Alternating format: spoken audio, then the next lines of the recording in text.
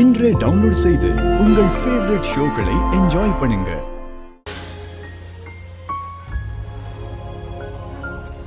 உன் மனசுல என்ன நினைச்சிட்டு இருக்கேன்னு எனக்கு தெரியல. ரத்னா வந்து தனியா போறேன்னு சொன்னான். அவளுக்கு நீ பதில் சொல்லல, ஓகே. ஆனா அறிவு கேட்டப்போ அப்ப கூட நீ ஒண்ணுமே பேசலையே. அறிவு நம்ம வீட்டு மாப்பிள்ள தானே, அவருக்கு நீ பதிலாவது சொல்லிருக்க வேண்டியதானே. என்னல சொல்ல? ரத்னா வாழ்க்கையில அனுபவிச்சிருக்கிறது அம்புட்டுல. சாவு வரைக்கும் போய் பார்த்துருண்டா அந்த வெங்கடேச பயல்னால. அதெல்லாம் அவ்வளவு சீக்கிரம் மறக்க முடியுமா என்ன? டேய், அதெல்லாம் நம்ம கடந்து வந்துட்டோம்டா. இன்னும் அதே நினைச்சிட்டு இருக்கலாமா? இல்லை, ஒரு அனுபவத்துல இருந்து நாம தாம்ல சுதாரிச்சுக்கினேன், பாடம் கத்துக்கிட்டேன்.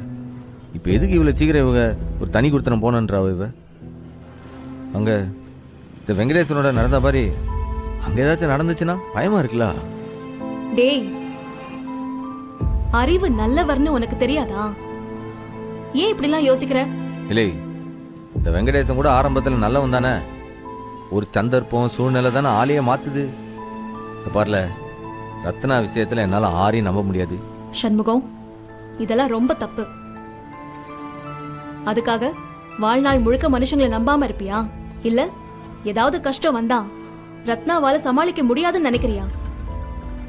இதோ பாரு, நீ தேவையே இல்லாம உன்னையே கஷ்டப்படுத்திக்கிறேன்னு நினைக்கிறேன். ரத்னா பட்ட வலி அம்புட்டுல.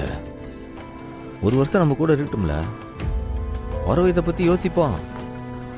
இல்லை, அவ போயிட்டாள்டா. நான் பட்டு அவளை பிரிஞ்சு எப்படி தனியா இருப்பேன்?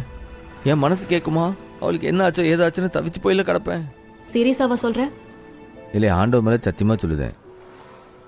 இல்லை, ரத்னாக்கு என்னையும் நம்ம குடும்பத்தையும் விட்டா எதுவுமே தெரியாதுல்ல. பாவம்ல அவ. பேருக்கு தான் படித்தவ, பள்ளிக்கூடத்துக்கு பிரின்சிபால் எல்லாம். ஆனா உள்ளுக்குள்ள பஞ்சு மாதிரில அவ. இதோ பாரு, ஒரு வருஷம் நம்ம கூட இருக்கட்டேன். என் கண்ணார அவனை நான் பார்த்துக்கிட்டேன். அவளுக்கு எதுவும் ஆகாதுன்னு என் மனசு எப்போ உறுதியா சொல்லுதோ, அதுக்கப்புறம் அவ எப்படியோ தனி குருத்தம் போனோம்னாலோ போய் சந்தோஷமா வாழட்ட. நான் ஒன்றும் தடுக்க மாட்டேன். ம்